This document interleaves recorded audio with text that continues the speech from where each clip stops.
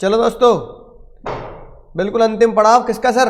Company act का। और तुम्हारे 12 से 15 नंबर है ना पक्के, पास होने की कगार पे धीरे धीरे बढ़ते हुए, है ना।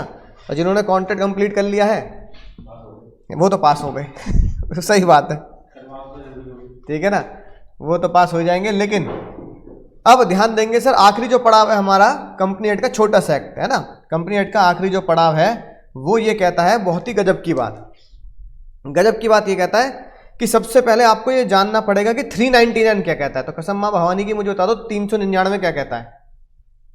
जो भी शेयर ले रहा है कंपनी में ना, उसमें डीलिंग कर रहा है, हाँ, उसने उसका एमओए और एओए पढ़ के रखा है। पढ़ के रखा है तो टुच्ची बात है, समझ के रखा है। हाँ समझ के भी रखा है। अच्छा, 399 नहीं कहता ना कि as per section 3399 company act 2013, जो भी बंदा कंपनी से डील करेगा वो कंपनी के किसी भी डॉक्यूमेंट को चेक भी कर सकता है, इलेक्ट्रॉनिक मींस में भी, है ना, कर सकता नहीं कर सकता, ठीक है। तो इलेक्ट्रॉनिक मींस में भी क्या कर सकता है वो, ठीक है, चेक कर सकता है, राइट। और उसका रिकॉर्ड रख सकता है, उसकी फोटो प्रिंट आउट ले सकता है, ठीक है ना, बोलो भाई, राइट। जरा सी प्रिस्क्राइब फी अगर कुछ है तो, वैसे तो ऑनलाइन कोई प्रिस्क्राइब फीस मांगते भी नहीं है, ठीक है। तो 399 ये कहता है कि ये आपकी भाई ड्यूटी है, ड्यूटी क्या है बाबू, ड्यूटी है, आपको श्योर करना है कि आपने जितने भी डॉक्यूमेंट कंपनी के पढ़ रखे हैं। इसका मतलब एशबरी रेलवे वाला केस है जिसमें रिची रिच ने यही गलती करी। रिची रिच ने गलती क्या करी, उसने मोआ को पढ़ तो लिया, ए बाबू मोआ को पढ़ तो लिया पर समझा नहीं, समझा नहीं ना, क्योंकि वो इस चीज में भटक गया कि सिविल इंजीनियर कौन होता है और मैकेनिकल इंजीनियर कौन होता है, वो इसमें भटक गया, तो उसने समझा नहीं ढंग से, या उसके वकील ने समझा नहीं। 399 ये कहता है, तो ये माना जाता है भाई, ये माना जाता है कि तुमने सब डॉक्यूमेंट्स की क्या है सर, नॉलेज है, और उसे तुमने पढ़ भी रखा है। इस नॉलेज को बोल देते हैं, इस तरीके को बोलते हैं कंस्ट्रक्टिव नोटिस। बाबू यहाँ नोटिस का मतलब क्या है? ये पुष्पा तुम फ्लावर बन रहे हो, नोटिस का मतलब क्या है? यहां नोटिस का मतलब कोई चिट्ठी पत्री नहीं है कि भैया नोटिस आ गया आईसीआई से, है ना, नहीं, यहां नोटिस का मतलब क्या है? नहीं, अरे नहीं नलायको, नोटिस का मतलब यहां पे है जानकारी, तुम्हें इस बात की, इंग्लिश वाली मैडम होती ना 12वीं की तो लटक जाती पंखे से। हाँ तो मैंने कहा ना, ये वो वाला नोटिस नहीं जो नोटिस मिल रहा है तुम्हें, क्या ऐसे नोटिस आया, स्कूल से नोटिस आ गया, तो यहाँ नोटिस का मतलब क्या, तुम्हें नोटिस है, हैव यू नोटिस, तो यहाँ पे नोटिस का मतलब क्या है? हाँ, ऑब्जर्वेशन, ठीक है, जानकारी। ओ भाई, तो इसको बोला गया कंस्ट्रक्टिव नोटिस। क्या बोला गया? ये पूरे भरोसे के साथ हम ये मानते हैं कि तुम्हें इस पूरे काम की जानकारी है, मानी मेमोरेंडम की जानकारी भी और आर्टिकल की भी जानकारी, और तुमने उसको क्या कर रखा है? रीड तो बहुत छोटी बात है, खतरनाक वर्ड है ये, तुम्हें उस चीज की नॉलेज। अब सुनना ध्यान से, बहुत ही गजब की बात, साथ में जज साहब ने ये लिख दिया कि तुमने उसको रीड तो छोड़ो समझ भी रखा है, और साथ में जज साहब ने खतरनाक बात ये लिख दी कि खाली मोआ हुआ तो टुच्ची बात हो गई, मोआ हो तो क्या हो गई, टुच्ची बात हो गई। इसके अलावा जो भी तुमने रिजोल्यूशन वगैरह पास कर रखे होंगे ना, रिजोल्यूशन वगैरह, राइट, रिजोल्यूशन क्या होता है बाबू बता देना, पिछली क्लास में बताया था मैंने,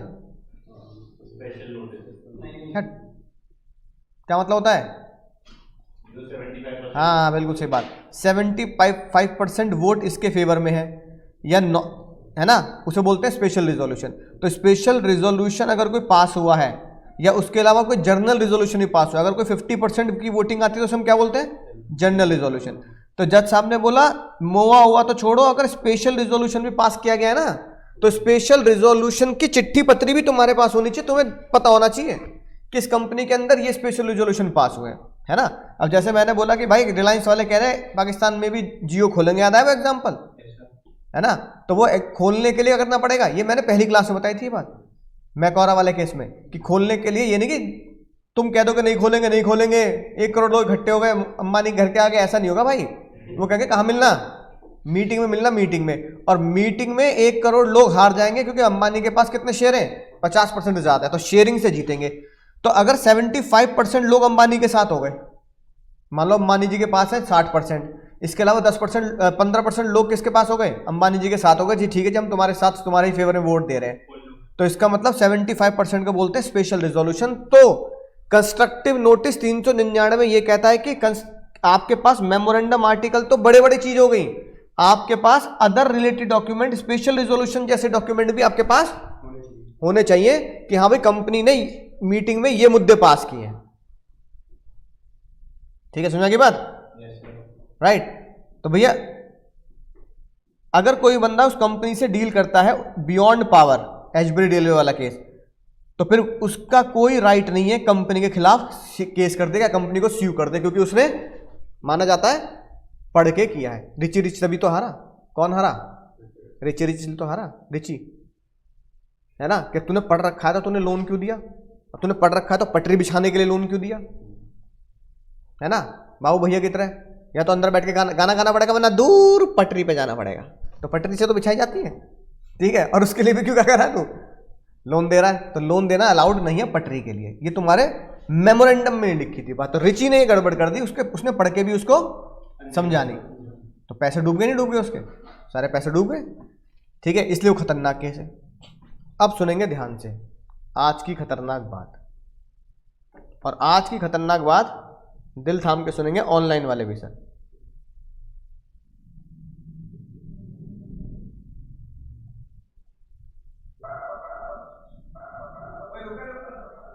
जी मम्मी। बिट्टू लड़के वाले आ गए। तेरी इतनी जल्दी? हाँ हाँ जल्दी से भाग लेके आ। मेरे से कहाँ है हमारी हुई बंदो आ रही है जी, आ रही है, कुछ स्पेशल बना रही है आपके लिए। कुकिंग का तो बचपन से शौक है हमारे संगीता को, और हाँ इसके हाथ की कचौरी तो हमारी कचौरी में थोड़ा सा फेमस है। मछली कचौड़ी देना जल्दी भाई। और इसका भाई तो महंगी पड़ता है इसकी चटनी में, सच्ची ऐसी चटनी कोई बना ही नहीं सकता, गारंटी है जी। चटनी और इसके ड्राइवर में A1 है जी, A1। ये जी नहीं बोला।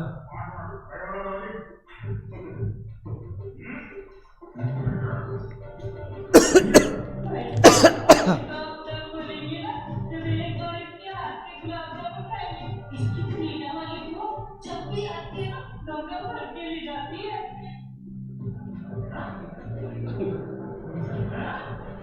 गुलाब जामुन दे दो अंकल। इतने सॉफ्ट बनाती है कि मुंह में डालते ही पेट हो जाते हैं, पता ही नहीं लगता कितने गए।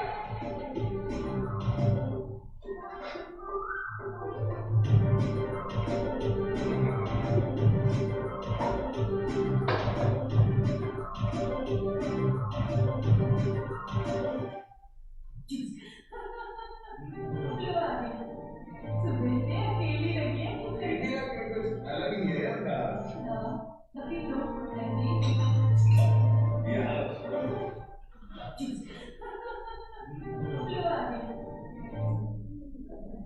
आंटी जी की आंखों से क्या पता लग रहा है? ये सर मारा बैठा हुआ, अरे भाई तेरी शादी थोड़ी हो रही है ना? क्या पता लग रहा है दीदी की आंखों से? अबे बिना शक्ल देखे, शीशे में शक्ल नहीं देखता ना अपनी, ऐसी इसलिए बातें करता है। तो ये पता लग रहा है इन्हें अच्छा ये बता, दीदी को पता है कि नहीं पता इन्होंने A1 गुलाब जामुन, दही बल्ले, कचौड़ी, चटनी बनाई है, पर आंटी पीछे तारीफ तो करे जा रही है कि भैया इसके गुलाब जामुन तो कनाडा वाली बुआ भर के ले जाती है, कचौड़ी तो A1 है जी, A1 है ना, चटनी तो खाते ही रह जाओगे उंगली, है कि नहीं बात? सुना की बात? अब आंटी जी को भी पता है और इसको भी पता है कि इसमें से कोई भी चीज इसने नहीं बनाई, है ना। डॉक्ट्राइन का मतलब होता है बाबू रूल। अब ये जो लड़का बैठा है, ये परिवार वाले बैठे हैं, अम्मा बैठी हैं, है ना, है और चटनी लगा के, अब ये जो भैया है पीले पीले दांत दिखा रहे हैं अपने, अम्मा जी भी आई हैं साथ में, ठीक है, भाभी भी आई हैं, दीदी भी आई हैं, तो ये बताओ इनको ये कैसे पता लगेगा खा के भी? पकड़ में आ जाता है मार्केट। अरे तुम तो पकड़ लोगे, तुम तो होशियार, तुमने कई रिश्ते कर रखे हैं। मैं इनकी कह रहा हूं, इनकी कह रहा हूं, है ना। इन्हें ये कैसे पता लगेगा कि ये लड़की ने बनाया गुलाब जामुन या नहीं बनाया, कचौड़ी बनाई या नहीं बनाई? क्या पता लगेगा? नहीं सर, क्यों नहीं पता लगेगा? तो भी देखा नहीं ना मैं बनाते हुए। अच्छा, क्या देख पाएंगे? नहीं, क्यों नहीं देख सकते? क्योंकि उसने बनाई नहीं। नहीं, किचन में नहीं जाएंगे, अच्छा, है ना। यानी कि अगर कोई भी बंदा, अंकल भैया हमारे ड्राइंग रूम में बैठे हैं और उनके सामने चीजें परोसी जा रही हैं और पीछे आंटी बढ़िया कमेंट्री कर रही हैं, है ना, राइट, कि गुलाब जामुन कनेडा फनाना ये सब चीजें, कचौड़ी ऐसी ऐसी सब, है ना। तो सामने वाले बंदे के सामने जब वो चीजें परोसी जाएंगी तो ये सभी लोग ये मानेंगे कि भाई इतनी तारीफ करी है। और मान लो लड़की के बायोडेटा में भी लिखा है क्या? Hobby cooking, education hotel management, achievement participate in master chef, है ना। ज्यादा क्यों हो गया भाई? क्यों ये देखियो कह रहा ज्यादा हो गया, क्यों ज्यादा हो गया? उसके हिसाब से सही है। सही है ना, उसके हिसाब से भाई फर्स्ट राउंड में निकल गई लड़की, क्या दिक्कत है? मास्टर शेफ में सिलेक्शन कैसे? सिलेक्शन नहीं, पार्टिसिपेट। अरे तो लिखा तो है, कैसे पता चलेगा? और क्या, अब कोई क्या कहते हैं एपिसोड थोड़ी चेक करेगा, दिखा तू पहुंची थी और तेरी डिश को रिजेक्ट, अरे डिश को रिजेक्ट कर दिया कोई बात नहीं, पहुंचे तो कम से कम, है ना, राइट। तो भाई बायोडेटा में भी ये लिखा है, सामने परोसा भी जा रहा है, तो भाई ये रसोई में जाएंगे क्या? क्या ये कहेंगे भैया रसोई में तो ले चलो? और क्या है ना, ऐसा तो है नहीं दिखाइयो चाशनी दिखा जिसमें रसगुल्ले डुबोए थे तूने। भाई रसगुल्ले को गुल्ले, पहले गुल्ले बनते हैं ना गोल गोल, फिर रस में डुबोया जाता है। चाशनी दिखा, चटनी दिखा, मिक्सी में पीसी या मम्मी ने पत्थर पे पीसी, है ना, जैसे हमारी दादी लोग पीसती हैं, है ना, ऐसा तो है करा नहीं जाएगा। कचौड़ी, है ना, मसाला, समझ में ना बात? इसका मतलब यकीन हो गया बात, ठीक है। गलती किसकी? गलती किसकी मानी जाएगी? भैया भैया बाहर वाले या घर वाले रसोई वाले? ऐसे तो देखा जाए तो घर वालों के, लेकिन अब काम है तो इनको यही केस समझने वाला। अब जो केस आया ना बाबू, ये लिम्का वाला ही आया, लिम्का। अब तुम समझोगे मैंने लिम्का क्यों, तुम्हें ये लिम्का का ऐड क्यों दिखा, खोपड़ी खुजानी पड़ती है मुझे तुम्हें समझाने के लिए। देख रहे हो कितनी तो रिसर्च की होगी मैंने, तुम्हें यूँ लगता है सर आप तो बस ऐसे ही बता देते हो कॉन्सेप्ट, रिसर्च कर करके कॉन्सेप्ट समझाने पड़ते हैं मुझे। अब बिल्कुल सेम केस को रिलेट करेंगे अब जो मैं तुम्हें बताने वाला हूँ। एक अंकल जी थे आज से 100 साल पहले, उनका नाम था टर्कुएंट। क्या नाम था? टर्कुएंट, TURQUENT, ठीक है। टर्कुएंट जो थे वो एक कंपनी के लिक्विडेटर थे, जो कंपनी को बंद करने वाले थे, यानी जो कंपनी का वकील कह दो एक तरीके से, है ना। टर्कुएंट ने ये देखा कि जो कंपनी है, कंपनी ने लोन लिया हुआ है ना, एक बैंक से, जिस बैंक का नाम था रॉयल ब्रिटिश बैंक, इंग्लैंड का, यूके का सबसे बड़ा बैंक, रॉयल ब्रिटिश। तब तो ब्रिटिशर्स में तो उनके बैंक हुआ करते, राजा रानी है ना। तो रॉयल ब्रिटिश बैंक से लोन ले रखा है, चलो हम आजकल के ज़माने में लेते, फॉर एग्जांपल 1000 करोड़ का, है ना, बहुत ही मोटा लोन ले रखा पूरे बैंक, है ना, इतने मोटे लोन पर टिका हुआ था कि भाई। टर्कुएंट ने ये बोला जो लोन थी उसकी पेमेंट हो गई थी ड्यू और कंपनी होने वाली थी बंद। तो रॉयल ब्रिटिश बैंक ने बोला, है ना, सैलोमन की तरह कि हम सिक्योर्ड उसमें आते हैं, तो भैया माल बेचने के बाद यानी एसेट बेचने के बाद पहले हमारी पेमेंट करते हैं ना 1000 करोड़ की, ऐसा नहीं कि भैया हम हमें बेड डेड कर दोगे। टर्कुएंट ने बोला आपको तो पैसा लौटाने की जरूरत ही नहीं है। तो बैंक के जितने भी, है ना, डायरेक्टर कह दो, मालिक कह दो, सर खुजा रहे हैं अपना, कहना लौटाने की जरूरत नहीं, होश में नहीं हो क्या, लौटाने की जरूरत क्यों नहीं है। टर्कुएंट भाई बहुत पढ़ा लिखा चालू आदमी, टर्कुएंट कह रहा है लौटाने की जरूरत ही नहीं है बे, है ना। क्यों नहीं है जरूरत? उन्होंने कहा कि डायरेक्टर ने लोन मांगा था। किसने मांगा था? There is no need to repay, कोई रीपे करने की जरूरत नहीं है। रीजन बीइंग, डायरेक्टर ने जो लोन लिया था, डायरेक्ट कंपनी के यहाँ पे तो डायरेक्टर लोन लेंगे ना, कंपनी को चलाने वाले। Director taken loan was ultra vires. क्या था बाबू? Ultra vires. उन्होंने कहा अल्ट्रा वायर्स मतलब अल्ट्रा वायर्स का मतलब ये था जो हमने कहां पढ़ा, एजबरी रेलवे वाले में, कि कंपनी के डायरेक्टर ऑथराइज नहीं थे लोन लेने के लिए, and plus section 399 apply on you. 399 तुम्हारे ऊपर अप्लाई होता है, तुम्हें पढ़ के जाना चाहिए था। मेमोरेंडम भी, आर्टिकल भी, रिजोल्यूशन भी, सब तुम्हें पढ़ के जाना चाहिए था। तुम अगर होश में पढ़ते तो तुम्हें पता लगता कि लोन देना ही नहीं चाहिए था तुम्हें। बेवकूफ लोगों, इतना बड़ा बैंक खोले बैठे हो, बेवकूफ लोगों, तुमने 1000 करोड़ का लोन दे दिया, लोन देना ही नहीं चाहिए था भाई। ये खोपड़े खुजा रहे हैं, यहां ब्रिटिश सल्तनत हिल गई भाई, 1000 करोड़ रुपए गायब हो जाएंगे। तो उन्होंने कहा पढ़ के जाना चाहिए था, पढ़ के तो गए थे, सारे वकील बुला लिया, पढ़ के गए थे, समझ के भी गए थे, 399 का पूरा कंस्ट्रक्टिव नोटिस का पूरा ध्यान रख के गए थे, गए थे ना। अब उन्होंने जब फिर से चिट्ठी पत्री निकाली तो उसमें मेमोरेंडम में भी लिखा था डायरेक्टर्स आर, आर्टिकल में भी लिखा था डायरेक्टर्स आर, जो कि लोन वगैरह मुद्दा डायरेक्टर का तो आर्टिकल में है ना, मेमोरेंडम आर्टिकल सब पढ़ गए तो आर्टिकल में लिखा था directors are eligible to take the loan on behalf of the companies up to for example 200 crore. ये बात आर्टिकल में लिखी थी। आर्टिकल में क्या लिखा था, directors are allowed to take the loan. फिर बात आई किसकी, सामने वाले को मेमोरेंडम आर्टिकल साथ साथ क्या पढ़ना है, स्पेशल रिजोल्यूशन भी पढ़ा होना चाहिए। तो देखा उनके पास स्पेशल रिजोल्यूशन भी था, और स्पेशल रिजोल्यूशन पे ये लिखा था क्या, नहीं, director allowed to take 100,000 crore loan. बस उन्होंने कहा लिखा तो है 1000 करोड़ का लोन ले सकता है डायरेक्टर, लिखा तो है। सांस में सांस आई, लेकिन टर्कुएंट ने यह बोला तीसरे पड़ाव में कि ठीक है, लिखा है स्पेशल रिजोल्यूशन में डायरेक्टर ऑथराइज है लोन लेने के लिए, हजारों करोड़ का लोन लेने के लिए ऑथराइज है, लेकिन सच special resolution not passed in the meeting.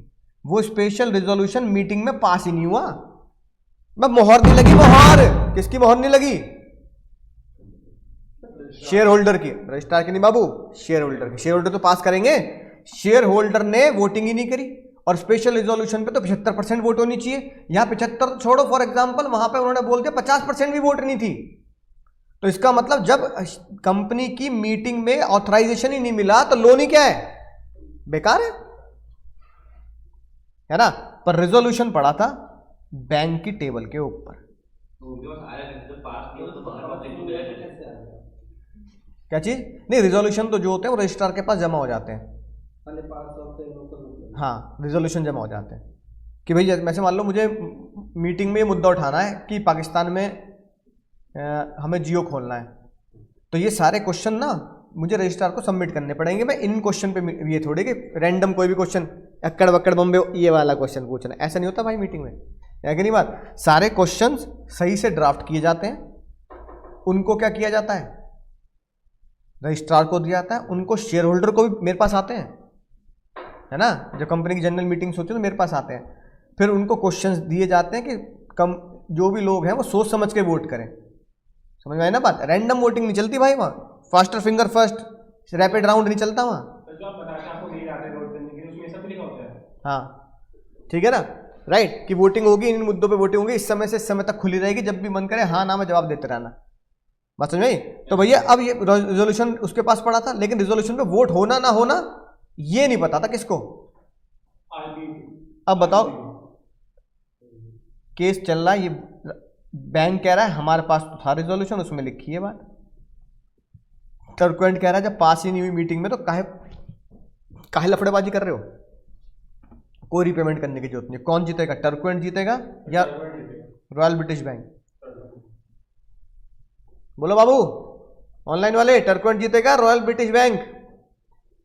Answer छुपा है यहां, आंसर यहां छुपा है। हाँ, इस हंसी के पीछे छुपा है आंसर सारा, और इसके पीछे छुपा है आंसर सारा। ये खतरनाक आंखों के पीछे छुपाया आंसर सारा। है ना? बताओ भाई।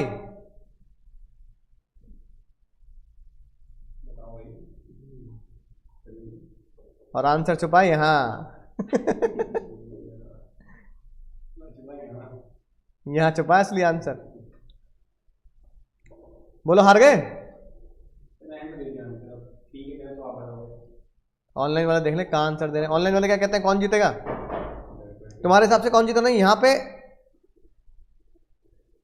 अगर बाद में झगड़ा हो जाए, लड़की से कहा गया भाई बाद में बता यार कुछ बना के खिला दो बढ़िया, उसने बना दिया व्हाट्सएप ग्रुप कि मुझे व्हाट्सएप ग्रुप के अलावा कुछ नहीं बनाना आता, ठीक है, या उसने बना दी मैगी, फिर बाद में पता लगा ये भी उस साजिश में शामिल था, तो लड़के को जीतना चाहिए लड़की को जीतना चाहिए झगड़े में? लड़के को लड़की को? हाँ जी, लड़कियां बताएंगी हैं, दिल से बता रहा, जेंडर वाइज नहीं होना चाहिए, लड़के लड़की बोल नहीं रहे दोनों। लड़की जीतनी। देखो भाई बेचर, बताओ जल्दी। तो सारी कन्याएं हमारी क्लास की कह रही है भैया कन्या ही जीतनी चाहिए। अब इसमें अच्छा लड़की ने सच बोला झूठ बोला? लड़की ने सच बोला झूठ बोला? झूठ बोला ना? बाद में वो कचौड़ी बाजार से लाके खिलाऊंगी, बताओ। अब यहाँ पे सच बोला झूठ बोला? यहाँ पे तो झूठ बोला। झूठ में बाकी लोग भी शामिल है या नहीं है? मम्मी भी शामिल है, पिताजी भी शामिल है ना, भाई भी शामिल है कि नहीं बात? राइट। अब लड़की वाले लड़के से कह रहे हैं एज पर सेक्शन 399 जब रिश्ता पक्का हुआ था 399 के हिसाब से तुम्हें सब मेमोरेंडम, आर्टिकल, रिजोल्यूशन सब पढ़ना चाहिए था। लड़के वाले कह रहे हैं हमने सब पढ़ लिया था, मेमोरेंडम पढ़ लिया कि हाँ भाई लड़की को क्या कहते हैं बढ़िया से खाना बनाना आता, उसके आर्टिकल रिजोल्यूशन भी पढ़ लिए, बायोडेटा में कि भैया उसकी एजुकेशन भी होटल मैनेजमेंट में है ना, और क्या कहते हैं उसमें पार्टिसिपेट, उसका यूट्यूब चैनल भी खाना वाना बनाने के ऊपर है, सब उसने तो पढ़ लिया था आर्टिकल वगैरह में सब। अब उसने बोला कि जब सब तुमने पढ़ लिया था और तुम्हारे 399 के हिसाब से तुम्हारी ही जिम्मेदारी बैठती है, ठीक है, तो फिर तो लड़की जीतनी चाहिए क्योंकि 399 किसके फेवर में है? 399 किसके फेवर में है? घर वालों के फेवर में। तुम्हें बाहर वालों को पढ़ के आना चाहिए था, लड़की के फेवर में है 399, बाहर वालों को पढ़ के आना चाहिए था, इनको पढ़ के आना चाहिए था, और पढ़ के आए थे, लेकिन फिर भी धोखा हो गया नहीं हो गया? इसलिए 399 का एक्सेप्शन निकाला गया, इंडोर मैनेजमेंट। क्या निकाला गया बाबू? Indoor management. इंडोर मैनेजमेंट ये कहता है कि 399 बाहर वाले पढ़ के आएंगे, इस लड़के को, ये लड़का और लड़के घर वाले सब कुछ पढ़ के आएंगे कि लड़की की क्वालिफिकेशन क्या है, खाना बनाना उसे आता है, बायोडेटा में भी उसने मास्टर शेफ वगैरह सब लिख रखा है, पढ़ के आएंगे। लेकिन अगर रसोई में जाने की इजाजत ही ना हो तो हम ये कैसे पता लगाएंगे कि ये सच में कचौड़ी लड़की ने बनाई है नहीं बनाई? इसके लिए तो जाना पड़ेगा ना, ठीक है। और अगर आप रसोई में नहीं जा सकते तो फिर बाहर वालों की गलती नहीं, क्योंकि रसोई में इनविटेशन किसी को नहीं मिल सकता। इसका मतलब अब केस हुआ सॉल्व। जब पता लगा कि रॉयल ब्रिटिश बैंक वालों ने सब पढ़ रखा था, रिजोल्यूशन भी हाथ में था, है ना, तो रॉयल ब्रिटिश बैंक वाले तो ये पढ़ के, रॉयल ब्रिटिश बैंक कौन हो गया, है ना, राइट, और ये वो लड़की होगी। रॉयल ब्रिटिश बैंक वाले ये मान के बैठेंगे भैया हमारे हाथ में रिजोल्यूशन है, मेमोरेंडम है, आर्टिकल है, तो इसका मतलब जो लिखा हुआ है वो लड़की सब कुछ क्या कर रही है, सही कर रही है ना। क्या लड़की ने लड़के या लड़के घर वालों को रसोई में बुलाया चेक करने के लिए, देखो चटनी मैंने ऐसे बनाई, चाशनी ऐसे नहीं बुलाया ना? ऐसे ही रॉयल ब्रिटिश बैंक ने बोला जब रिजोल्यूशन रखा है, पास हुआ या नहीं हुआ, इसको पास करने के लिए तुमने हमें मीटिंग में बुलाया नहीं? बुलाया क्या? जाएंगे नहीं, बताओ बुलाया क्या? नहीं बुलाया। जब हाँ तो क्यों बुलाएंगे? हाँ तो लड़की वाले भी कह रहे हैं ना क्यों बुलाएंगे रसोई में, तो लड़का वाला भी तो ये कह रहा है हाँ वही तो, क्यों बुलाओगे तुम मुझे रसोई में? तो रॉयल ब्रिटिश बैंक भी कह रहा है क्यों बुलाओगे तुम मुझे अपनी जनरल मीटिंग में? तो तुमने मुझे जनरल मीटिंग में बुलाया नहीं, रेजोल्यूशन तुमने रजिस्ट्रार को दे दिया, अब जनरल मीटिंग में जब तुमने मुझे बुलाया ही नहीं तो मुझे ये कैसे पता लगेगा पास हुआ नहीं हुआ? तो मेरे सामने जो रखा जाएगा मैं तो वही मानूंगा कि पास हो गया। तो मैंने तो ये माना कि तुमने जो लोन का रिजोल्यूशन मेरे सामने रखा, बैंक के सामने रखा, और मुझे मीटिंग में बुलाया नहीं, और मीटिंग में ना बुलाने के बाद मुझे ये बताया भी नहीं कि क्या कहते हैं रिजोल्यूशन पास हुआ नहीं हुआ, तो मैं क्या मानूंगा? तब पास है। जब लड़के वाला कह रहा तुमने मुझे रसोई में बुलाया नहीं, है ना, राइट। और तुमने मेरे सामने ये रख दिया खाना पीना सजा के और ये बोल रहे हो कि भैया ये तो लड़की ने बनाया, तो मैं क्या मानूंगा? लड़की ने बनाया भाई। हम शक भी क्यों करेंगे नहीं बनाया जब तुम बोल रहे हो तो भाई रॉयल ब्रिटिश बैंक ने ये बोला कि हम शक भी क्यों करेंगे कि रिजोल्यूशन पास नहीं हुआ जब तुम सारी बातें हमारे सामने खुल के बता रहे हो, मेमोरेंडम, आर्टिकल, रिजोल्यूशन। और मीटिंग में तुम रसोई में तुमने मुझे बुलाया नहीं। मीटिंग का मतलब क्या है? रसोई में तुमने मुझे बुलाया नहीं, तो मैं तो मानूंगा रसोई में क्या हुआ होगा, पास हो गया होगा रिजोल्यूशन।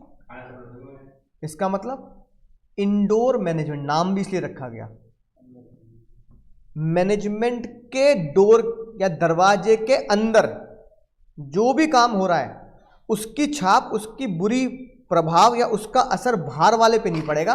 बाहर वाला 399 पे उतना ही जिम्मेदार रहेगा जितना उसके पास डॉक्यूमेंट्स हैं, जितना उसको परोसा गया है। मेमोरेंडम पढ़ लिया, आर्टिकल पढ़ लिया, रेजोल्यूशन पढ़ लिया, अब रसोई में थोड़ा घुस जाऊंगा। इसका मतलब 399 का एक्सेप्शन बना डॉक्ट्राइन ऑफ इंडोर मैनेजमेंट। यानी आप कह सकते हैं indoor management is in the favour of, in favour of outsider. Outsider के तो फेवर में हो बाबू, और है ना। और 399 किसके फेवर में? कंस्ट्रक्टिव नोटिस इन कंपनी के फेवर में, against the outsider. And 399 is against outsider. Ultra vires में भी बाहर वाले हारते हैं। Indoor management in favour of outsider, 399 is against the outsider.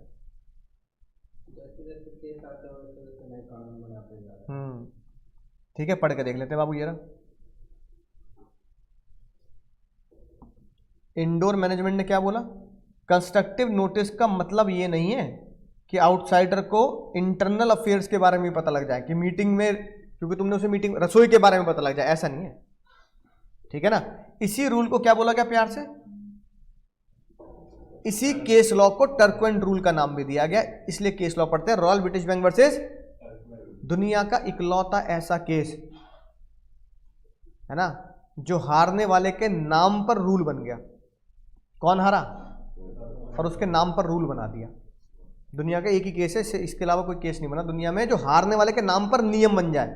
हमेशा नियम जीतने वाले के नाम पे बनते हैं कि भाई वो जीता था, है ना, राइट, तो ऐसा हुआ है। सलोमन जीता था तो कॉर्पोरेट वेल है कि नहीं बात। तो कुछ नियम, ये ऐसा केस है जो हारने वाले के नाम पे बना दिया कि हारने वाला इसलिए हारा, उसके नाम पे रूल बना दिया। ये लिखी बात। ये रेलवे कंपनी का नाम याद मत रखना, कोई दिक्कत नहीं।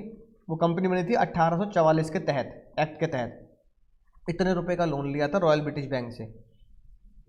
रिजोल्यूशन पास हो गया था, है ना, पर रिजोल्यूशन में ये स्पेसिफाई नहीं था कि डायरेक्टर कितना ले सकते हैं, और उसके ऊपर हाँ या ना पे जवाब नहीं था। जज साहब ने क्या बोला, बॉन्ड वॉज वैलिड, यानी लोन क्या है, बॉन्ड मतलब लोन वैलिड है और उसको एनफोर्स यानी कि वापस चुकाना पड़ेगा। लोन वैलिड है और टर्कवेंट की कंपनी को उसे वापस चुकाना पड़ेगा। जज ने आंसर क्या दिया? जज ने आंसर दिया, it could not be deemed to know whether ordinary resolution pass, है ना, कि वो रजिस्ट्रेबल नहीं होते हैं। बस रिक्वायरमेंट ये है कि आप ये चेक कर लो कि जो आपके पास रिजोल्यूशन वगैरह है वो सब आपने पढ़ के काम किया है। This indoor management rule that company indoor affairs are companies, company के इंडोर अफेयर्स की प्रॉब्लम कंपनी की, उसे बाहर वाले को सम्मिलित नहीं किया था, रसोई में नहीं बुलाया था बाहर वाले को। ठीक है ना। तो बैंक को अंदर घुस के ये चेक करने की जरूरत नहीं है कि वोटिंग हुई या नहीं हुई है। बस बैंक को तो ये होना चाहिए, हाँ रिजोल्यूशन मुद्दा रखा गया था मीटिंग में, मुद्दा उस पर हाँ या ना हुआ है। जब तुमने बताया नहीं पेपर तो मुझे कैसे पता लगेगा? मैं तो ये मानूंगा हाँ हो गई होगी। जब तुमने रसोई में बुलाया तो लड़का तो ये मानेगा भाई लड़की ने बनाया सारा सामान, बात खत्म हो गई। समझ गए? तो ये था सर बहुत ही मजेदार रूल, क्या, डॉक्ट्राइन ऑफ इंडोर। देख रहे हो? हाँ, और क्या, पैसे वापस मिल गए सारे। टर्कवेंट हार गया भाई, सारे पैसे वापस मिले, घबराने का नहीं, है ना। अब ऐड तो तुम्हारी पर्सनल कहानी है वो तो, ठीक है। अब सुनो ध्यान से, खतरनाक बात यह है कि इंडोर मैनेजमेंट ने ये बोला आउटसाइडर के फेवर में गया। एक्सेप्शन मतलब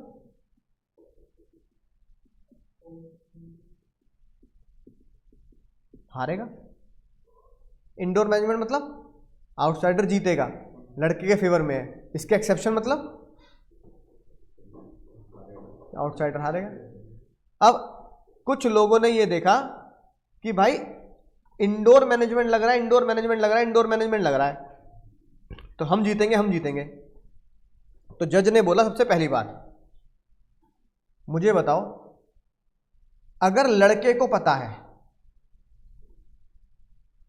ना, लड़के को, और कंस्ट्रक्टिव मतलब पक्की, लड़के को पक्की जानकारी है, पक्की नॉलेज है कि खाना लड़की को बनाना, तो बाद में उसका कोई हक नहीं बनता लड़ाई झगड़ा करने का, है ना। अब चाहे लड़के ने अपने घर में झूठ बोल दिया, हाँ मम्मी वही बनाती है खाना, है कि नहीं बात, बाद में फिर झगड़ने का कोई, फिर लड़की क्या बोल सकती है, भैया मैंने तो बताया था, मैंने तो बताया था खाना सामान बाजार से आया करेगा, स्वीट जोमेटो पोमेटो इसलिए चल रहे हैं, है कि नहीं बात। तो बताओ अब आउटसाइडर हारेगा या जीतेगा। तो जज ने पहला एक्सेप्शन ये बनाया, अगर आउटसाइडर को एक्चुअल और कंस्ट्रक्टिव नॉलेज है इर्रेगुलरिटी की, तो आउटसाइडर हारेगा, आउटसाइडर हारेगा। अब ये केस क्या आया, सुनना ध्यान से। आरकेजी के डायरेक्टर है ना गुप्ता सर, तो आरकेजी सेपरेट लीगल एंटिटी हो गई, उसके डायरेक्टर कौन है, या चलो उसके डायरेक्टर मैं हूं अंकुर अग्रवाल, आरकेजी का डायरेक्टर, लेकिन मैं किसके बिहाफ पे काम कर रहा हूं, आरकेजी के बिहाफ पे, क्योंकि आरकेजी का डायरेक्टर हूं।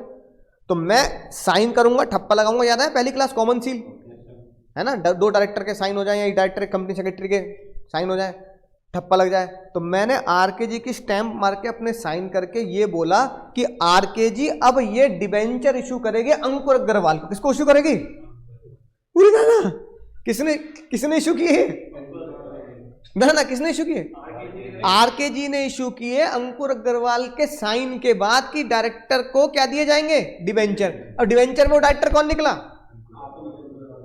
और फिर मैं कोर्ट में कह रहा हूं आरकेजी ने अंकुर अग्रवाल को इशू किए, आरकेजी जाने, है ना, मैं कुछ नहीं जानता।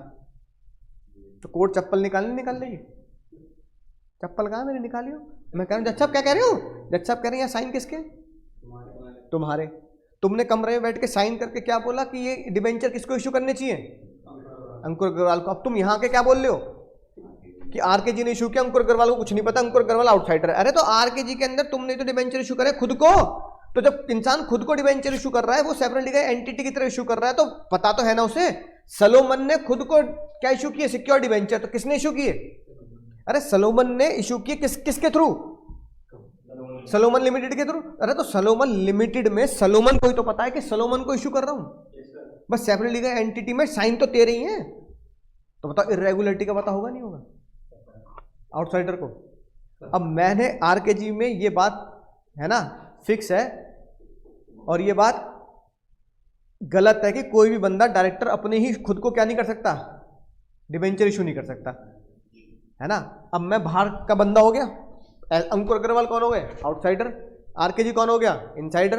अब मैं अंकुर अग्रवाल कह रहा हूं कि मुझे इर्रेगुलरिटी का पता ही नहीं है कि ये डिबेंचर इशू कर ही नहीं सकते। अरे तो डिबेंचर तो मैंने इशू करे हैं, कमरे के अंदर और बाहर, एक पैर कमरे के बाहर और एक पैर कमरे के अंदर। कमरे के अंदर मैं डायरेक्टर होगा, कमरे के बाहर क्या होगा, अंकुर अग्रवाल हो गया।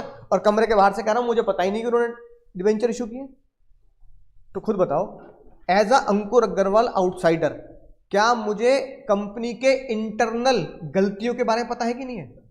तो फिर आउटसाइडर कैसे जीत जाएगा, क्योंकि तुम्हें पता है। तो ये देखी ना बात, वो कॉर्पोरेट वेल थी, उसमें कोई भी बेईमानी से इशू नहीं कर रहा था, उसने तो लीगल इशू किया ना। यहां तो गलत तरीके से इशू किया जा रहा है।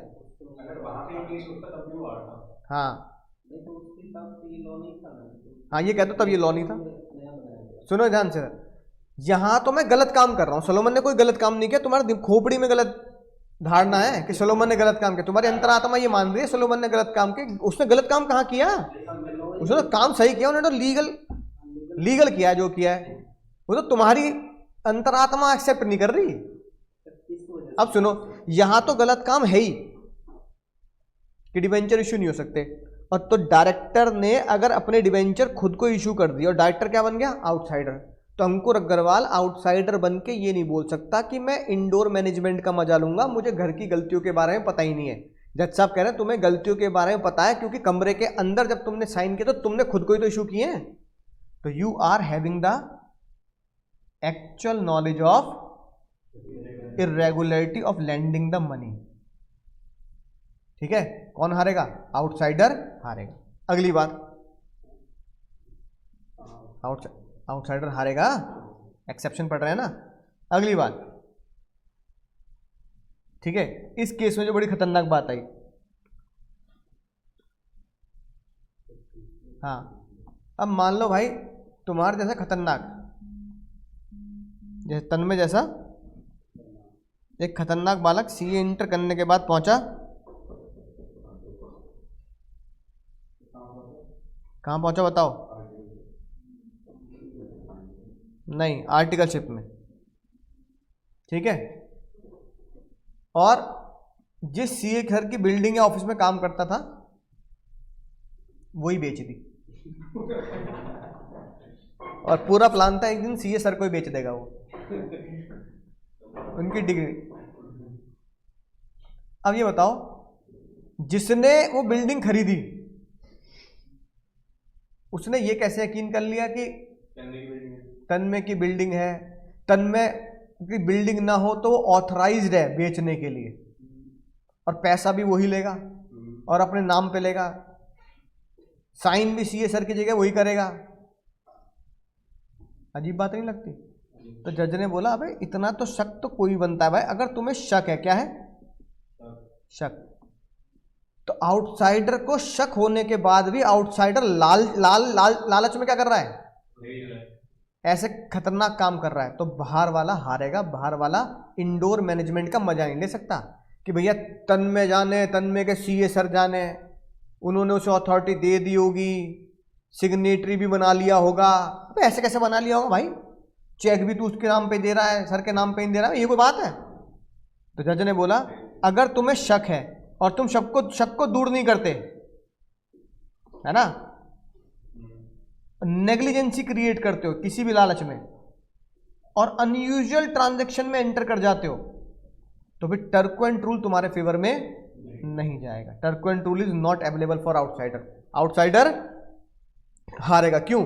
क्योंकि शक क्या करता है? इंक्वायरी को इनवाइट करता है।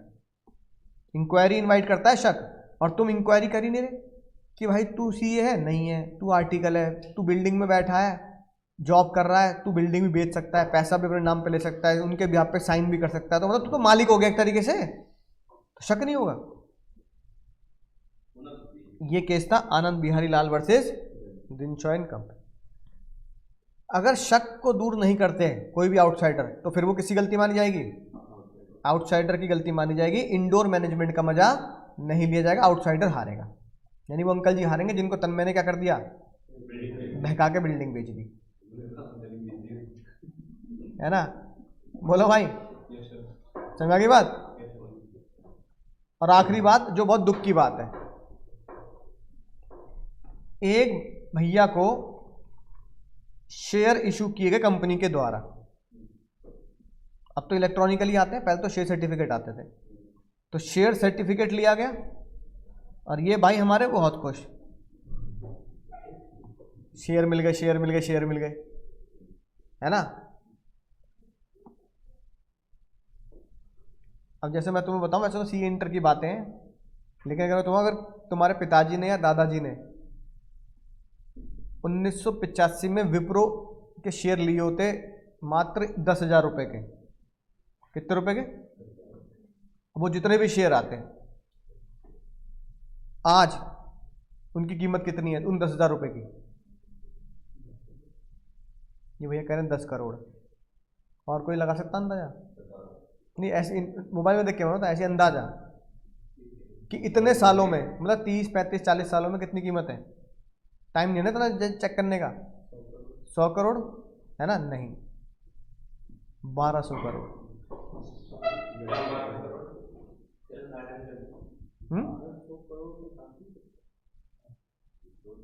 विप्रो कितना गिरा हुआ है? वो तो कल गिरा है ना, 295 है ना, तो क्या दिक्कत है? अभी हाई पे चल रहा है, समझ रहे हो बात को। जिसने 10,000 रुपये लगाए होंगे 1985 में, आज वो 1200 करोड़ का मालिक होता अगर रखे होते तो।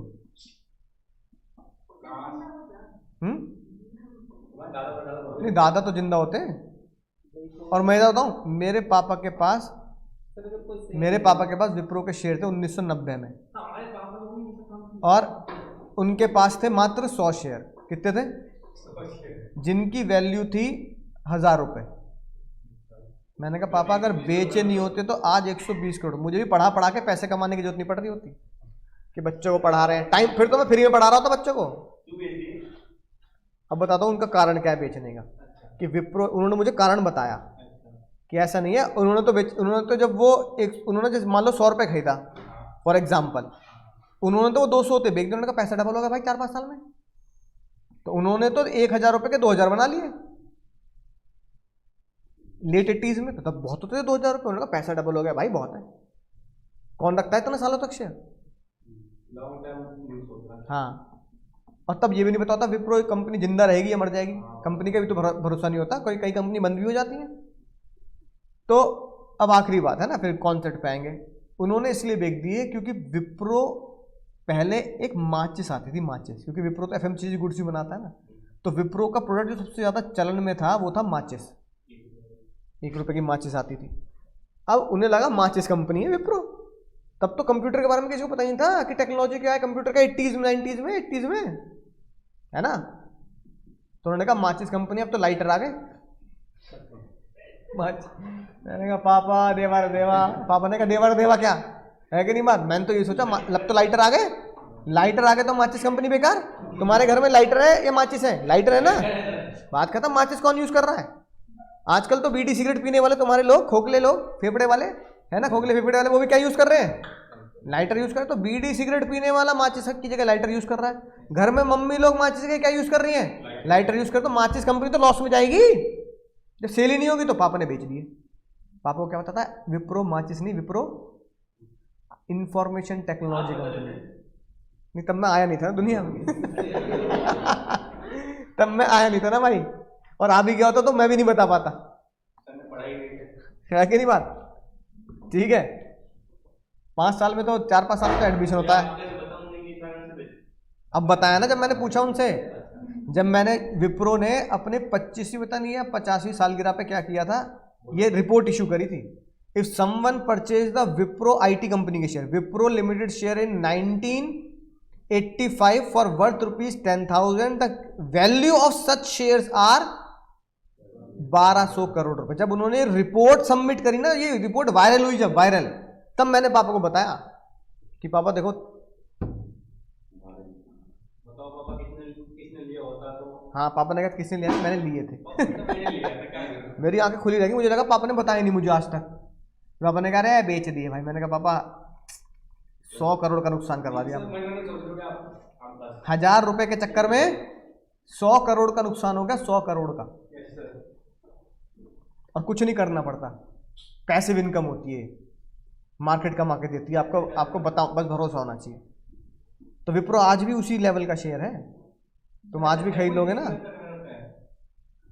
पता नहीं कौन है कौन नहीं, किसी ने रख रखे होंगे। विप्रो के जो मालिक हैं वो तो रखेंगे ही भाई, जिन्हें आप क्या कहते हैं, प्रमोटर्स कैसे कहते हो। प्रमोटर्स के पास इतनी होल्डिंग है आज भी।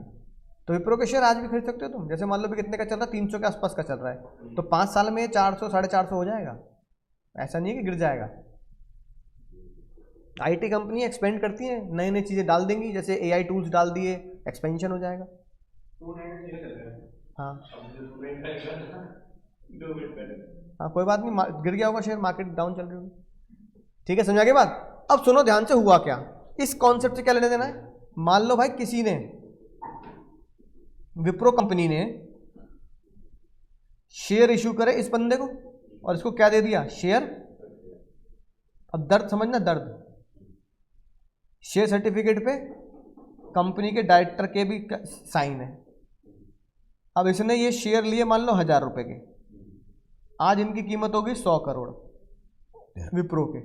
इनने सोचा बेच, अब आप क्या ऊपर लेके जाऊंगा पैसा, इनने कहा बेचते हैं, मजा लेते हैं जीवन का। ठीक है, जब ये बेचने गया तो पता लगा शेयर सर्टिफिकेट क्या माना गया, नकली। दिल हूं करे घबराए गाना बज रहा है ना। ये भाई किसी का भी इंसान का दिल बैठ जाए, 100 करोड़ रुपए एकदम से जीरो हो जा रहे हैं। वो कह रहा क्यों भाई, क्यों क्यों? उन्होंने कहा भाई ये जो सिग्नेचर है ना दो, ये क्या है, ये फोर्थ सिग्नेचर है। जिसने तुम्हें शेयर सर्टिफिकेट दिया होगा ना, उसने ये नकली सिग्नेचर मार के दे दी। अब ये हुआ आउटसाइडर, ये हुआ कंपनी। इसने कहा 399 नहीं, मैं इंडोर मैनेजमेंट लगाऊंगा और आउटसाइडर जीतेगा। एक ऐसा डिसीजन जो मुझे भी गलत लगता है, पर जज ने बोला फोर्जरी के केस में you can not take the मजा ऑफ इंडोर मैनेजमेंट, आउटसाइडर हारेगा। जज ने कहा फोर्जरी केस में तो फिर कोई भी अंबानी के भी साइन करके फोर्ज सिग्नेचर बनाने वाले तो किसी को सिग्नेचर बना सकते हैं ना। तो क्या अंबानी का एंटीला बेच दोगे हैं? ये मैंने खरीद लिया है, अंबानी का सड़क पर आएगा अब। भाई मैंने अंबानी जी के नकली साइन करके बेची थी किसी बंदे को, तो फिर तो अंबानी कहेंगे भाई मैंने तो नहीं किया साइन। वो कह रहा है देखो आपके जैसे साइन है बिल्कुल, आपसे अच्छा तो मैं कर लूँ। तो कह रहा है मुझसे अच्छे तो तू कर लेगा प्रैक्टिस कर करके, लेकिन मैंने नहीं किए ना साइन। ये प्रूफ भी कर दी उन्होंने बात। तो उसका मतलब थोड़ी कि अंबानी का एंटीला उसको आउटसाइडर को मिल जाएगा। जज ने बोला नहीं नहीं नहीं भाई, फोर्जरी केस में आउटसाइडर लूज, चाहे 100 करोड़ का नुकसान हो जाए। ये लिखी बात। Indoor management can not apply to forgery. समझ गए? बोलो समझ गए सर? तो एक मिनट, वो बात की बात है ना। अब तो केस समझ लो, बात है ना। केस का नाम याद ना हो कोई बात नहीं। क्या कॉन्सेप्ट पढ़ा बाबू, जल्दी बोलो। 399 आउटसाइडर के खिलाफ, इंडोर मैनेजमेंट आउटसाइडर के फेवर में। Case law royal British bank versus 3 exception, outsider अब भी हारेगा। जब तुम्हें नॉलेज है, ये वाला केस डायरेक्टर वाला। जब तुम्हें शक है, आनंद बिहारी लाल वाला केस और फोर्जरी केस, है ना। तो डायरेक्ट क्वेश्चन भी इसका एग्जाम में बन जाता है। बन जाता नहीं बन जाता? बोलो भाई। और आखिरी बात ये रह गई थी कल की, है ना, सेक्शन 5। क्या रह गया था बाबू?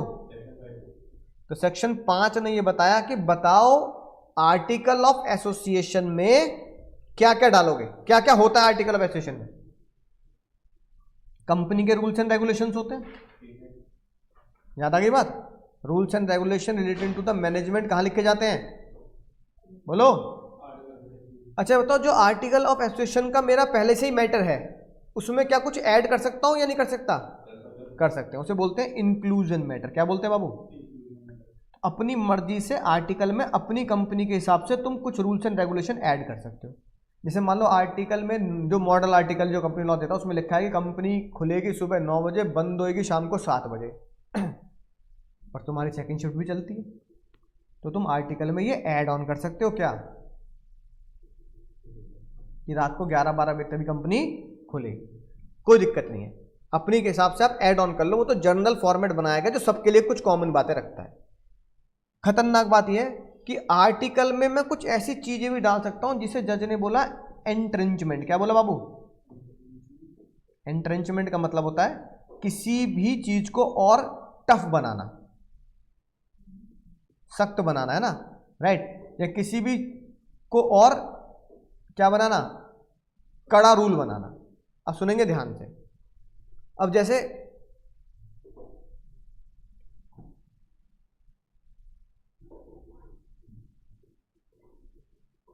अड्डा, इंटर में काम आएगा तुम्हें चीट कोड।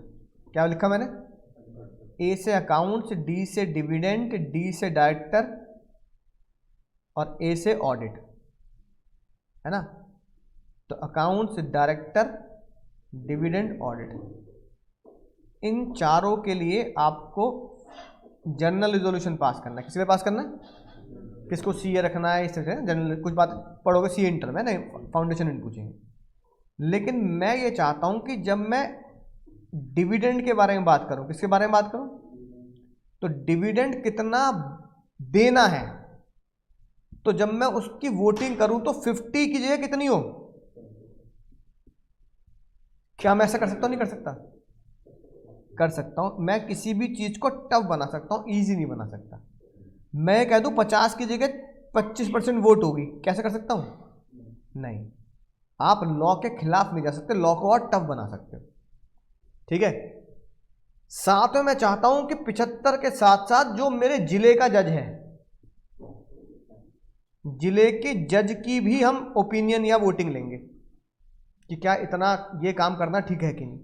तो मैंने एक तो 75% से उससे और टफ बना दिया, साथ में जज साहब की ओपिनियन का भी रूल बना दिया अंदर कंपनी के अंदर, उसमें ऐड ऑन कर दिया। तो उसे बोलते हैं एंट्रेंचमेंट, यानी कि more restrictive than special resolution. Special resolution से ज्यादा भी क्या बना दिया उसे मैंने, टफ बना दिया। ठीक है, या मैंने कह दिया 75 की जगह वोटिंग होगी 85 विद जज की ओपिनियन। तो जज ने कहा कर सकते हो बात। फिर बस इसके बारे में क्या कर देना, अगर कोई प्राइवेट कंपनी है, ठीक है ना, तो सारे के सारे मेंबर इसे यस करेंगे कि हम ऐसे टफ रूल बनाने के लिए तैयार हैं। पब्लिक कंपनी है तो 75% वो लोग ये बोल दें शेयर होल्डर कि आप क्या करो अपने आर्टिकल में, एंट्रेंचमेंट डाल दो। ठीक है, और भाई तुमने एंट्रेंचमेंट डाला, तुमने लॉ में जो लिखा उससे और टफ बात कर दी, तो इसके बारे में किसको बता देना, रजिस्ट्रार को बता देना। इस मुद्दे पे हम 75% वोट नहीं लेते, कितनी लेते हैं, 80 या 85 लेते हैं। और साथ में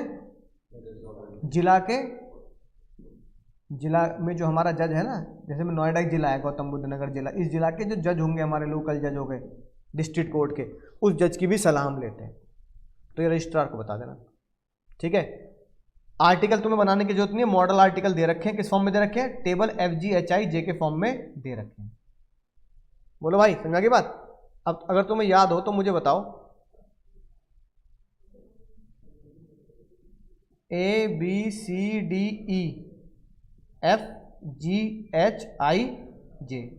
समझ गए क्या कहना चाह रहा हूं मैं?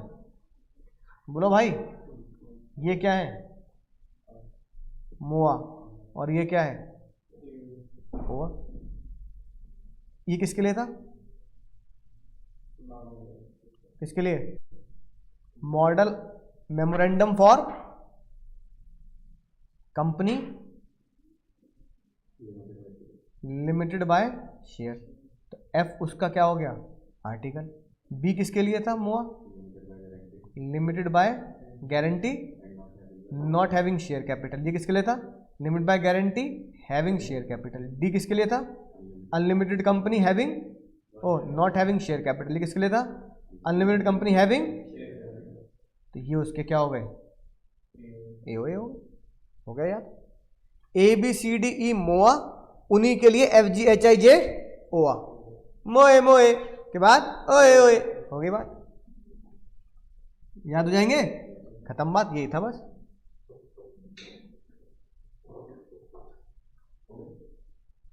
ठीक है ना। जो कंपनी 2013 के बाद इनकॉर्पोरेट हुई है, such company do not exclude और modify the regulation contain the article to such company ना, अगर वो चाहे तो एज इट इज भी इन आर्टिकल को क्या कर सकते हैं, यूज कर सकते हैं। राइट, उन्हीं को क्या मान लिया जाएगा, आर्टिकल जो रजिस्टर्ड करा दिए जाएं। याद रखिए बात। तो सेक्शन 5 में बस ये बातें लिखी हैं कि आप ओआ में, यानी कि आर्टिकल ऑफ एसोसिएशन में क्या क्या डाल सकते।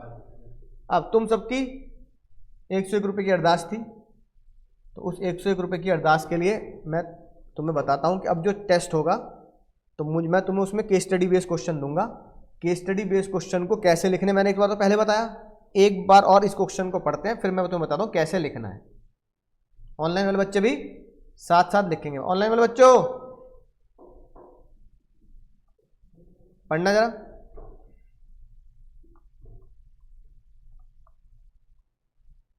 क्वेश्चन वही खत्म है।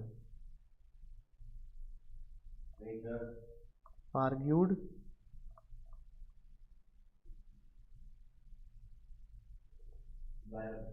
कोई बात नहीं, हम समझ जाएंगे क्वेश्चन, है ना। पढ़ना जरा। सम्यक भाई क्या कह रहे हैं,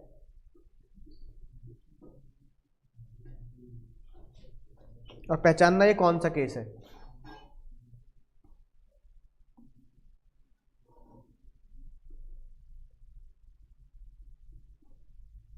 ऑनलाइन वाले साथ साथ पढ़ेंगे।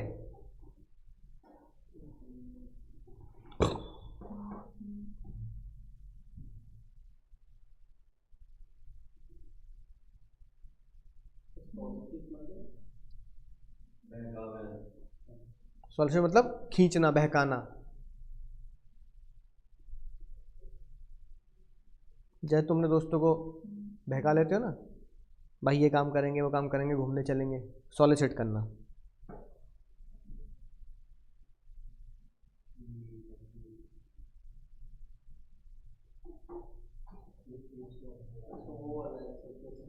हाँ हाँ जल्दी, बहुत पैसे दे दिए थे कि तुम अपना विराट बंद कर लो बहुत बढ़िया। और वाला है हाँ, केस का नाम क्या था बाबू? नहीं, टायर वाला। केस का नाम पहचानो। अपग्रेड करता था वो हाँ, कार कार सब करता था। अपग्रेड करता था, फिर बेच मारे, उसके बाद फिर है ना, हेलो मैं वन बोल हाँ, तो केस का नाम तो बताओ यार, बिना एग्जाम के एग्जाम में नंबर नहीं मिलेंगे, बोलो। हाँ, नहीं नहीं नहीं, गलत बोल रही हो। Gilford Motor Company Limited versus Horne. समझ गए? जब तक याद नहीं होगा, सेक्शन कौन सा था इसमें? सेक्शन नहीं है ये, लिफ्टिंग ऑफ कॉर्पोरेट वेल। याद आया ना? तो ये लिफ्टिंग ऑफ कॉर्पोरेट वेल का हमारा आखिरी केस था। हेलो मैं हॉर्न बोल रही हूँ, याद आई बात? समझ गए? अब इसे लिखेंगे, ये केस पहचान लिया। अब तुम्हें ये तो पता लग गया कि हॉर्न ने कस्टमर को सॉलिसिट किया तो हॉर्न हारेगा नहीं हारेगा, और कॉर्पोरेट वेल को क्या किया जाएगा? कॉर्पोरेट वेल को पियर से लिफ्ट किया जाएगा। अब इसको लिखूंगा कैसे, इसको ध्यान से लिखेंगे। देखो मैं एग्जाम में इसे कैसे लिखूंगा, मैं पढ़ के बता रहा हूँ ना, तुम्हें शायद राइटिंग समझ नहीं आएगी, तो इसलिए मैं पढ़ के बता रहा हूँ। देखो, कॉर्पोरेट वेल एग्जाम में फुल फॉर्म लिखेंगे, is legal concept which company is identified separate from its member. Corporate veil वो लीगल कॉन्सेप्ट है जिसके अंदर कंपनी को सेपरेट माना जाता है अपने मेंबर से। हाँ, ठीक है। फिर members can shielded by the liability connected to the company action, कि मेंबर्स को बचाया जाएगा कंपनी की लाइबिलिटी से। इसका केस था शेलोमन वर्सेस, एक लाइन में बताना है, companies at law is different person all together from its member, company separate legal entity, है ना, separate legal entity issued to S limited is valid. तो सेपरेट लीगल एंटिटी ने जो सिक्योर्ड डिबेंचर इशू किए किसको? सोलोमन को, वो क्या थे? वैलिड। ठीक है। फिर मुझे ये हाईलाइट करना पड़ेगा, ये लिफ्टिंग ऑफ कॉर्पोरेट वेल। ठीक है, कॉर्पोरेट वेल ये होता है। सोलोमन वर्सेस सोलोमन से पता लगा कंपनी और उसके मेंबर अलग होते हैं। कंपनी अगर अपने मेंबर को कोई भी सिक्योर डिबेंचर इशू करती है तो वो वैलिड सिक्योर डिबेंचर होते हैं। ऐसा नहीं कहा जाता कि कंपनी ने, सोलोमन ने खुद को इशू कर दिया, ऐसा नहीं है, कंपनी ने सोलोमन को इशू किया। फिर सीधा लिफ्टिंग ऑफ कॉर्पोरेट वेल के बारे में लिखो और जो केस पूछा है वो लिखो, फालतू बात नहीं करनी। क्या लिखा है? Lifting of corporate veil means looking behind the company, looking behind the company या company's veil, looking behind the company as a legal person that is disregard और pierce the corporate veil. Corporate veil को हटाएंगे, disregard करेंगे या छेद करेंगे, piers करेंगे corporate veil में। और corporate entity and paying regard to the real person behind the veil. और एंटिटी को हटा के जो रियल पर्सन है ना, रियल, उनको पकड़ा जाएगा। ये मैंने बता दिया कॉर्पोरेट वेल ही है। फिर इस कॉर्पोरेट वेल का हमारे कोर्स में 5 केस लॉ है। 5 में से सिर्फ हमें वही क्वेश्चन केस लॉ लिखना है जो हमसे पूछा गया, गिलफोर्ड मोटर्स कंपनी वर्सेस। मैंने कहा ना, तो केस लॉ याद नहीं होंगे, नंबर नहीं मिलेंगे। अब बताओ उसमें क्या लिखेंगे? इट वॉज हेल्ड, सीधा क्या लिखना है बाबू? सीधा कहानी मत लिखना। क्या कि भैया एक हॉर्न था, उसने अपनी कंपनी बेच दी थी किसको? गिलफोर्ड मोटर को। गिलफोर्ड मोटर ने बोला मुंह मांगी कीमत ले ले उसके, लेकिन नाम भी छोड़ना पड़ेगा, ग्राहक भी छोड़ने पड़ेंगे। उसके बावजूद भी हॉर्न क्या करता था? पुराने ग्राहकों को सॉलिसिट। कहानी मत लिखो भाई, पेपर छूट जाएगा, पेपर छूट जाएगा। सीधा क्या लिखो? It was decided by the honourable court. Honourable court ने डिसाइड ये किया, if the company is form to evade the legal obligation. Heading तो यही थी, किताब में खोल लो, किताब में खोल के बताओ, लिफ्टिंग ऑफ कॉर्पोरेट वेल में गिलफोर्ड मोटर वाला केस किस हेडिंग के तहत लिखा हुआ है?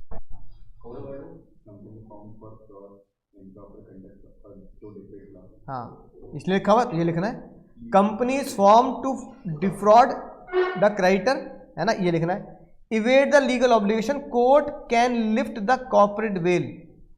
Therefore in the present case, in the case mister H form the company to solicit the customer, such company is sham. ये वर्ड लिखा है ना, इसका डिसीजन, ये कंपनी क्या थी? शैम एंड क्लॉग्ड, है ना, and separate legal entity can be disregard. ये लिख दिया। ये मैंने क्या लिखा भैया? प्रोविजन। ये मैंने क्या लिखा है अभी? प्रोविजन के बाद क्या लिखना है? एनालिसिस। एनालिसिस में जो नाम और काम लिख रखा है ना, उसे चिपका देना है। इन द प्रेजेंट केस सम्यक था, सम्यक तो इस केस में है ना। इन द प्रेजेंट केस मिस्टर सम्यक ऐसे ऐसे ऐसे करके अपनी कंपनी बेचते हैं, उसके बाद सॉलिसिट करते हैं ग्राहक को, ये तो लिखा है। अरे तो हॉर्न वर्ड थोड़ी लिखा मिलेगा, क्या लिखा मिलेगा? और केस में सम्यक की जगह पे कौन था? हॉर्न। इतना जो डिफरेंस है, ये डिफरेंस होगा तभी तो तुम समझ में आएगी बात कि तुम्हें वो केस याद है कि नहीं है। Mister S incorporate the unlimited and solicit the customer of the company as per the, ये शब्द लिखने जरूरी है वरना नंबर नहीं मिलेंगे। As per the aforesaid provision, aforesaid बोले तो ऊपर दिए गए प्रोविजन, जो मैंने प्रोविजन की हेडिंग के अंदर तुम्हें लिखकर बताए हैं। As per the aforesaid provision it is clear that unlimited is form only to solicit the customer of the company, therefore corporate veil is lifted and disregard to look behind the legal matter या reality. एक number, आधे number का conclusion, mister S जीतेंगे हारेंगे? Mister S is real person, unlimited corporate veil is disregard, और S lose the case, ऐसे करके बताना पड़ेगा। इसका मतलब देखो, सारा का सारा फोकस किस किस पे है? कितना नंबर का है? 4 नंबर। सारा का सारा फोकस सिर्फ इस पे है। ये बना 2.5 नंबर बाबू, ये बना कितना नंबर? 2.5 नंबर। ये बना 1 नंबर और ये बना आधा नंबर। कितने हो गए टोटल? टोटल हो गए 4 नंबर। तो डायरेक्ट हम लोग वो नहीं कर सकते कॉर्पोरेट वेल समझाने के लिए, direct lifting of corporate well समझा रहे तो एक बार कॉर्पोरेट वेल के बारे में तो बताना पड़ेगा ना, जिसको लिफ्ट कर रहे हैं उसके बारे में। और फिर क्या होता है, हमारे पास सोलोमन केस याद होता है तो एक हमारा इंप्रेशन अच्छा पड़ता है कि यार बच्चे को सोलोमन का केस याद है। तो एक एक लाइन में बता दिया मैंने, एक लाइन में ये बता दिया, 2 लाइन में बता दिया। तो जब टेस्ट में क्वेश्चन आएगा तो इसी फॉर्मेट में तुम्हें आंसर देना है। पहले प्रोविजन को होश में रट लेना, एनालिसिस में वो लिखना जो किस में लिखी होती है बात, क्वेश्चन में, और कंक्लूजन हमेशा एक लाइन का होगा। कौन जीतेगा कौन हारेगा ये बताना। बोलो समझ गए सर? मजा आ गया सर? Yes sir.